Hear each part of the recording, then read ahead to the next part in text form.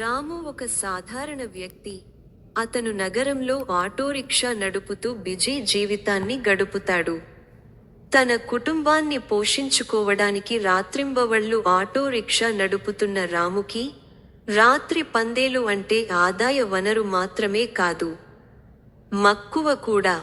పగటిపూట నగరంలోని సందడిలో పరిగెడుతూ గడిపి రాత్రిపూట తన ఇంటి ఏకాంతానికి తిరిగి వచ్చే రాముకి రాత్రి నిశ్శబ్దం ఒక ప్రత్యేకమైన అనుభూతి. అందువల్ల రాత్రి పరుగులు రాముకి బాగా నచ్చాయి. కానీ ఆ రాత్రి రాముడి జీవితంలో అత్యంత భయంకరమైన రాత్రి అవుతుందని అతను ఎప్పుడూ ఊహించలేదు. ఆ రాత్రి తన సాధారణ పరుగు తర్వాత ఇంటికి తిరిగి వస్తుండగా రాము ఒక నిర్జన రోడ్డు పక్కన నిలబడి ఉన్న ఒక అమ్మాయిని గమనించాడు. తెల్లని దుస్తులు ధరించి మెరిసే కళ్లతో ఉన్న ఒక అందమైన అమ్మాయి. రాము ఆటో ఆపి ఆమె వైపు చూశాడు. ఆమె ప్రశాంతంగా ఒక ఇంటి చిరునామా ఇచ్చింది. రాము ఆమెను ఆ ఇంటికి తీసుకెళ్లాడు. ఆ ఇల్లు ఒక నిర్మానుష్య ప్రదేశంలో ఉంది. ఆమె అక్కడికి చేరుకున్నప్పుడు ఆమె డబ్బు చెల్లించి వెళ్లిపోయింది. తిరిగి వచ్చేటప్పుడు ఆ ఇంటి రహస్య వాతావరణం రాము మనసులో భయాన్ని రేకెత్తించింది. ఆ ఇంటి పాత గోడలు, నిర్జనమైన ప్రాంగణం రాముడి మనసులో భయాన్ని రేకెత్తించాయి. ఆ రాత్రి వెన్నెల వెలుగులో ఆ ఇల్లు రాముకి ఒక దయ్యాల నిలయంలా అనిపించింది. ఆ ఇంటి పరిసరాల్లో ఒక శ్మశానవాటిక కూడా ఉంది.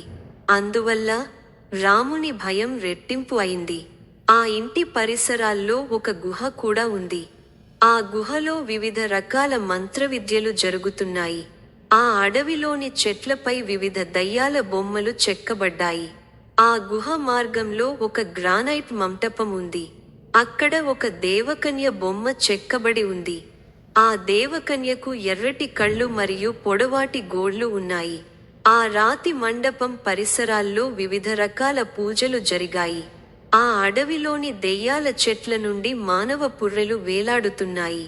ఆ గుహలో ఒక పాత బావి కూడా ఉంది. ఆ బావి దగ్గర ఒక నల్లటి పాత్రలో పిండి కూడా ఉంది. ఆ బావి చుట్టూ ఎప్పుడూ చల్లగా అనిపించేది. మరుసటి రోజు అతను తన స్నేహితులకు ఈ అమ్మాయి గురించి చెప్పినప్పుడు రాత్రిపూట ఒంటరిగా ప్రయాణించేటప్పుడు జాగ్రత్తగా ఉండమని వారు చెప్పారు. అది ఒక దేవకన్య కావచ్చునని వారు హెచ్చరించారు. కానీ రాము పట్టించుకోలేదు. అతనికి డబ్బు సంపాదించడానికి రాత్రి పందేలు ఒక మార్గం. రాము చాలా ఆర్థిక ఇబ్బందులను ఎదుర్కొంటున్నాడు. కాబట్టి అతను తన రాత్రి పరుగులను వదులుకోలేకపోయాడు. అతను తన కుటుంబాన్ని పోషించాల్సి వచ్చింది. అలాగే అతని చెల్లి పెళ్లి కూడా దగ్గర పడుతోంది. దానికోసం నేను కొంత డబ్బు పక్కన పెట్టాల్సి వచ్చింది. రాము తన చెల్లి వివాహం చాలా ఘనంగా జరగాలని కోరుకున్నాడు. రాము చెల్లి పెళ్లికి ఇంకా కొన్ని రోజులు మాత్రమే ఉంది. రాము తన చెల్లిని చాలా ప్రేమించాడు. రాము చెల్లి కూడా రాముని చాలా ప్రేమించింది. రాము కుటుంబం ఎంతో ప్రేమగా జీవించింది. రాముకి వృద్ధ తల్లి కూడా ఉంది. రాము తల్లి రామును చాలా ప్రేమించింది. మరుసటి రాత్రి కూడా రాము ఆటోలో దిగి వచ్చాడు. ఆ రోజు కూడా ఆ అమ్మాయి రాము ఆటో వైపు చేయి ఊపింది. ఈసారి ఆమె రామును తన ఇంటికి ఆహ్వానించింది. అతనికి కాస్త ఇబ్బందిగా అనిపించినప్పటికీ రాము ఆమె ఆహ్వానాన్ని అంగీకరించాడు. నేను ఇంటికి చేరుకునేసరికి అక్కడ ఎవరూ లేరు. ఆ అమ్మాయి రాముకి టీ ఇచ్చింది. టీ తాగిన తర్వాత రాముకి తల తిరుగుతున్నట్లు అనిపించింది. రాము స్పృహ కోల్పోయే ముందు ఏదో ప్రమాదకరమైన వాసన చూశాడు. ఆమె ఒక దేవకన్య అని రాము గ్రహించి అతన్ని చంపడానికి ప్రయత్నిస్తోంది.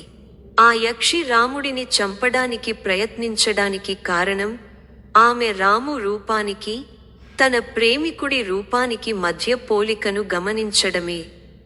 ఆ దేవకన్య ప్రేమికుడు ఒక ప్రమాదంలో చనిపోయాడు. ఆ ప్రేమికుడి రూపాన్ని కలిగి ఉండటం వల్ల ఆ రాక్షసుడు రాముడిని ద్వేషించాడు. ఆ రాక్షసుడు రాముడిని చంపాలని నిర్ణయించుకున్నాడు. ఆ దేవకన్య ప్రేమికుడు చనిపోయే ముందు ఆమెకు ఒక వాగ్దానం చేశాడు. ఆ మాట నిలబెట్టుకోవడానికి ఆమె రామును చంపడానికి ప్రయత్నించింది. ఆ యక్షిని తన ప్రేమికుడిని చాలా ప్రేమించింది.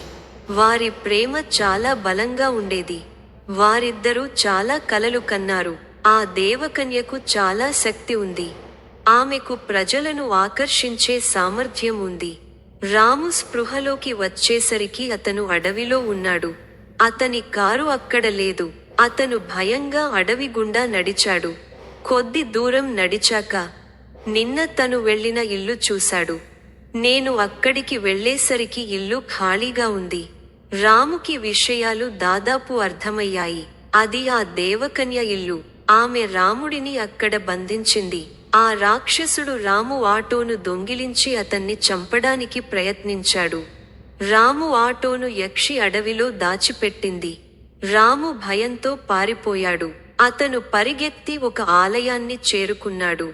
ఆలయ పూజారి రాముడిని కలిసి విషయాలు అడిగాడు. పూజారి రాముడికి సహాయం చేస్తానని చెప్పాడు.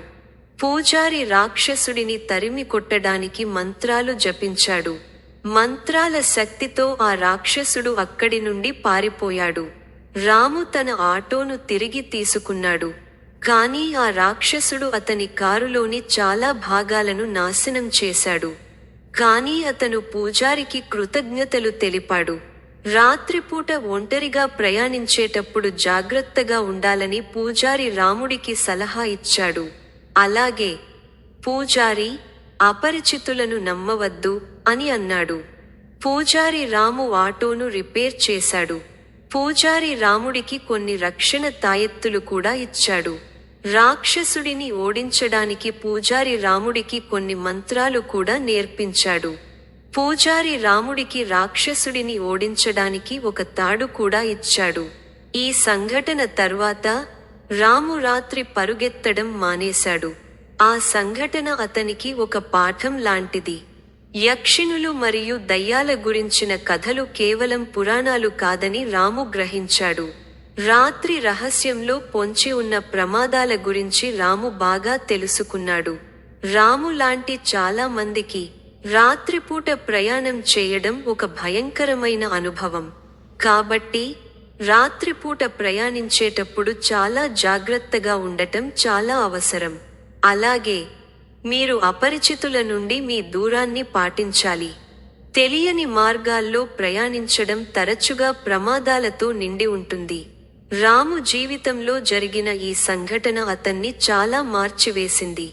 రాము చెల్లి వివాహం చాలా సింపుల్గా జరిగింది.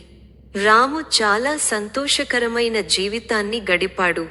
రాము చెల్లి కూడా సంతోషంగా జీవించింది. తరువాత రాము రాత్రి పరుగు మానేసి పగటిపూట మాత్రమే పరిగెత్తాడు. నేను ప్రతిరోజు రాము పూజారి చెప్పిన మంత్రాలను పఠించాను.